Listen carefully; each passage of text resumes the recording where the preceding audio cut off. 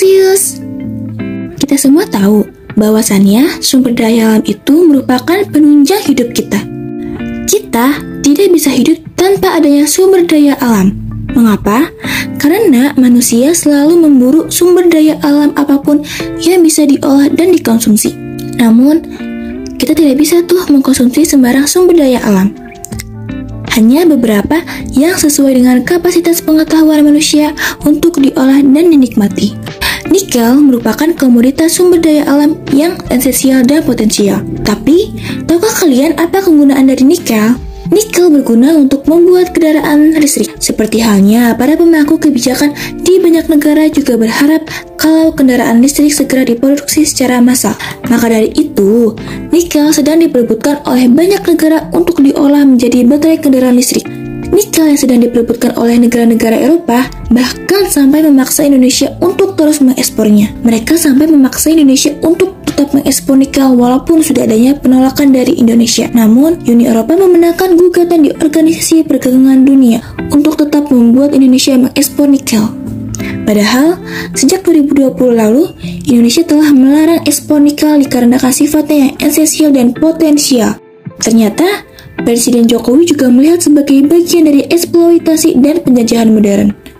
Kenapa sih hal tersebut bisa terjadi? Penjajahan yang ada saat ini berbentuk struktural dalam institusi yang mengatur hubungan internasional secara global, seperti halnya Organisasi Perdagangan Internasional. Mungkin sistem dunia saat ini terlihat seperti teori konspirasi yang mengatakan kalau elit global sedang mengendalikan dunia. Tapi daripada kita bereksplorasi sembarangan, mendingan kita mengkaji teori sistem dunia.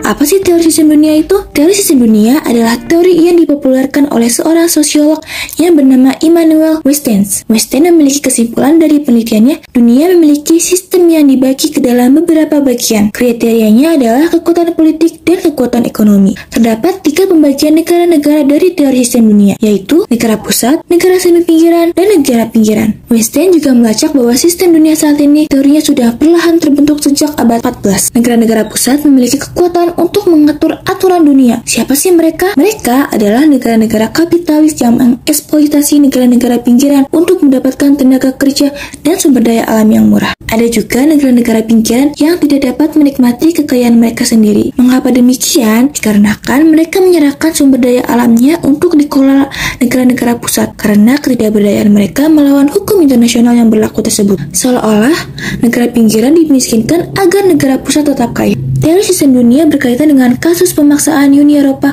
untuk membuat Indonesia terus mengekspor nikel. Mengapa hal tersebut berkaitan? Seperti halnya dalam sistem dunia, Uni Eropa merupakan negara pusat yang menguasai perdagangan dunia. Dan karena hal tersebut, mereka semena-mena dalam membuat aturan yang menguntungkan kaum mereka saja. Lantas, bagaimana dengan Indonesia saat ini? Pemerintahan Indonesia juga tidak tinggal diam dalam peraturan semena-mena yang dibuat dan dijalankan oleh Uni Eropa. Oleh karena itu, Indonesia termasuk dalam kategori negara semi pinggiran. Jadi, menurut Celcius, apakah langkah yang dilakukan Indonesia ini sudah benar atau belum? Bisa kita diskusikan di kolom komentar ya. See you!